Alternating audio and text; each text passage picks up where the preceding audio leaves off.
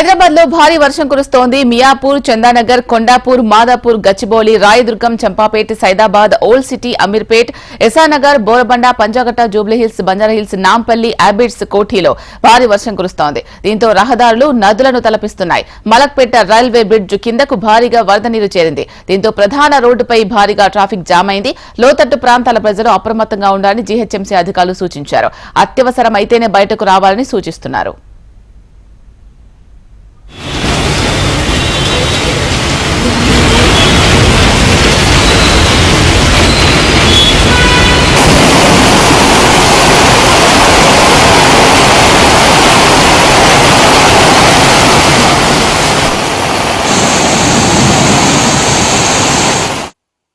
హైదరాబాద్ లో భారీ వర్షం కురుస్తోంది. మియాపూర్, చందానగర్, కొండాపూర్, మాదాపూర్, గచ్చిబౌలి కొన్ని ఏరియాలలో విపరీతంగా వర్షం పడుతున్నట్టు మనకు తెలుస్తోంది. మరింత సమాచారం అందించడానికి మా ప్రతినిధి ఆర్కే సిద్ధంగా ఉన్నారు.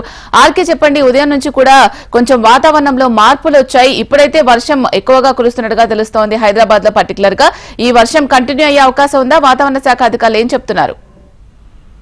ఈ రోజు రేపు కూడా భారీ వర్షాలు నమోదవుతాయి, ముఖ్యంగా హైదరాబాద్ లో అనేది ఇప్పటికే వాతావరణ శాఖ చెప్పడం జరిగింది. దీనికి సంబంధించి కూడా సాయంత్రం సమయంలో వర్షం పడుతున్నట్టు కూడా ఆల్రెడీ వాతావరణ శాఖ చెప్పింది. అన్నట్టుగానే 4 గంటల నుంచే నగరంలోని పలు ప్రాంతాల్లో వర్షం అయితే కురుస్తోంది. ముఖ్యంగా ఇటు లింగంపల్లి నుంచి అటు హయత్ నగర్ వరకు అన్ని ప్రాంతాల్లో కూడా దాదాపుగా వర్షం అయితే కురుస్తుంది. ముఖ్యంగా నగర శివారు ప్రాంతాల్లో భారీ వర్షం అయితే కురుస్తుంది. ఇప్పటికే భారీ వర్షానికి నగరంలోని రహదారులన్నీ కూడా దాదాపుగా చెరువులుగా మారాయి. అయితే వాస్తవానికి ఈ రోజు ఆదివారం కావడంతో అన్ని కూడా సెలవు దినం కావడంతో పెద్దగా ట్రాఫిక్ పరంగా ఇబ్బందులు అయితే ఎదురు కావట్లేదు.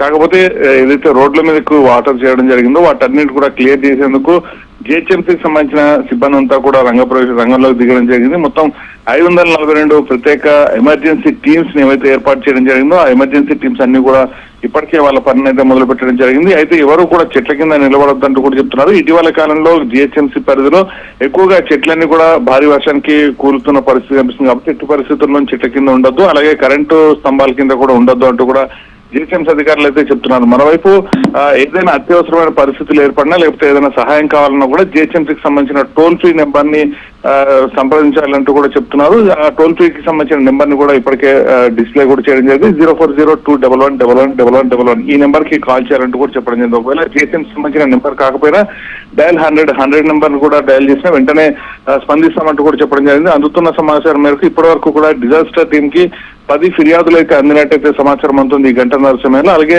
ఎలక్ట్రిసిటీ డిపార్ట్మెంట్ కి 5 కంప్లైంట్స్, కరెంటు పోయినట్టు 5 కంప్లైంట్స్ అయితే వచ్చినట్టయితే సమాచారం అయితే అందుతుంది. వీటన్నిటికీ సంబంధించి కూడా జిహెచ్ఎంసీ బృందాలన్నీ కూడా సిద్ధంగా ఉన్నాయంటూ కూడా చెప్పడం జరిగింది. మరోవైపు జిహెచ్ఎంసీ సంబంధించిన ఇన్ఛార్జ్ కమిషనర్ ఆమ్రపాలి కూడా మొత్తం అందరినీ కూడా అప్రమత్తం చేయడం జరిగింది. ముఖ్యంగా జోనల్ స్థాయిలో జోనల్ కమిషనర్లు అందరూ కూడా అప్రమత్తంగా ఉండాలి. వాళ్ళ సిబ్బంది ఎవరైతే ఉన్నారో అందరూ కూడా రోడ్ల మీద ఉండాలి. నీరు నిలవకుండా వీలంత త్వరగా కూడా వాటన్నింటి కూడా కిందకు పంపించే ప్రయత్నాలు చేయాలంటూ కూడా చెప్పడం జరిగింది. అలాగే లోతట్టు ప్రాంతాలు ఏవైతే ఉంటాయో ఆ లోతట్టు ప్రాంతాలన్నీ కూడా ఇటు బాగ్లింగపల్లి, అశోక్ నగర్ లాంటి ప్రాంతాలు, లోతట్టు ప్రాంతాలు ఏవైతే ఉన్నాయో ఆ ప్రాంతాల దగ్గర కూడా పూర్తి స్థాయి సిబ్బంది ఉండాలి. నీరు ఎక్కువ మొత్తం అంటే ఇంకొక గంట సేపు వర్షం నమోదయ్యే అవకాశం ఉందని వాతావరణ శాఖ చెప్పిన నేపథ్యంలో ఎవరు కూడా బయటకు రావద్దు. ముఖ్యంగా లోతట్టు ప్రాంతాల ప్రజలు మోసి ప్రవహించే అవకాశం ఉంటుంది కాబట్టి ఎట్టి పరిస్థితుల్లోనూ వాళ్ళు బయటకు రావద్దంటూ కూడా చెప్పడం జరిగింది. అలాగే ఏదైతే ఇటు బేగంపేట దగ్గర లోతట్టు ప్రాంతాలు ఉన్నాయి వాటి ఇప్పటికీ ఫుట్ ఓవర్ బ్రిడ్జ్ కింద మొత్తం కూడా నీళ్లు చేరినట్టు జిహెచ్ఎంసీకి అయితే కంప్లైంట్ అయితే రావడం జరిగింది. ఓవరాల్ గా చూసుకుంటే మాత్రం నగరంలోని దాదాపుగా అన్ని ప్రాంతాల్లో కూడా భారీ వర్షపాతం అయితే నమోదవుతోంది. ఇప్పటి వరకు కూడా అందుతున్న సమాచారం మేరకు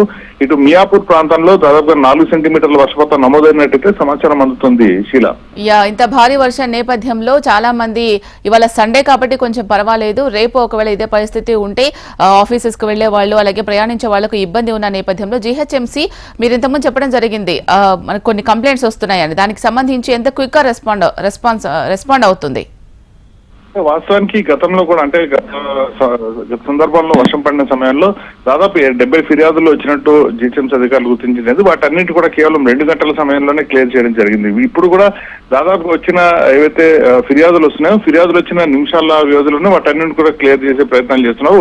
వస్తున్న ఫిర్యాదుల్లో ఎక్కువగా నీరు నిలుస్తున్నాయి అనే దానికన్నా చెట్లు కూలుతున్న అంశం మీద ఎక్కువగా ఫిర్యాదులు అయితే రావడం జరుగుతుంది. దానికి సంబంధించి కూడా డిఆర్ఎఫ్ బృందాలు ఎవరైతే ఉన్నారో వాళ్ళు వెంటనే తమ సిబ్బందితో అక్కడ చేరుకుని మొత్తం చెట్లను తొలగించే ప్రయత్నాలు అయితే చేస్తున్నారు. అలాగే ఎక్కడైతే నీరు నిలుస్తున్న ప్రాంతాలు ఉన్నాయో ఆ నీరు నిలుస్తున్న ప్రాంతాలు లోతట్టు ప్రాంతాలకు సంబంధించిన విషయంలో మాత్రం జిహెచ్ఎంసీ సిబ్బందికి సంబంధించి ఎవరైతే ఉన్నారో వాళ్ళు వెళ్లి మొత్తం నీటి మొత్తాన్ని కూడా కిందకి వదిలే ప్రయత్నాలు చేస్తున్నారు. కాబట్టి జిహెచ్ఎంసీకి సంబంధించిన సిబ్బంది విషయంలో పూర్తి స్థాయిలో తాము అప్రమత్తంగా ఉన్నామంటూ కూడా చెప్తున్నారు. మరోవైపు జిహెచ్ఎంసీ మేయర్ కూడా విజయలక్ష్మి కూడా ఇప్పటికే మొత్తం అందరూ అప్రమత్తంగా ఉండాలంటూ కూడా ఆమె ఫోన్ లైన్ లో కూడా అందరితో కూడా టెలికాన్ఫరెన్స్ అయితే నిర్వహించడం జరిగింది. మరొక గంట సేపు భారీ వర్షం నగరంలో కురిసే అవకాశం ఉన్న నేపథ్యంలో ఎవరు ఎలాంటి ఇబ్బందులు పడాల్సిన అవసరం లేదు, అత్యవసరం అయితేనే బయటికి రావాల్సిందిగా సూచిస్తున్నారు. అయితే ఇదే పరిస్థితి రేపు కొనసాగితే మాత్రం ఖచ్చితంగా ట్రాఫిక్ పరంగా చాలా ఇబ్బందులు ఎదురయ్యే అవకాశం ఉంటుంది. దాని తగ్గ ప్రణాళికలను కూడా ఇప్పటికే సిద్ధం చేసుకుంటున్నామంటూ కూడా జిహెచ్ఎంసీ ఎమర్జెన్సీ బృందాలు ఏవైతున్నాయో అవైతే చెప్తున్నాయి. శీల. Right, thank you RK.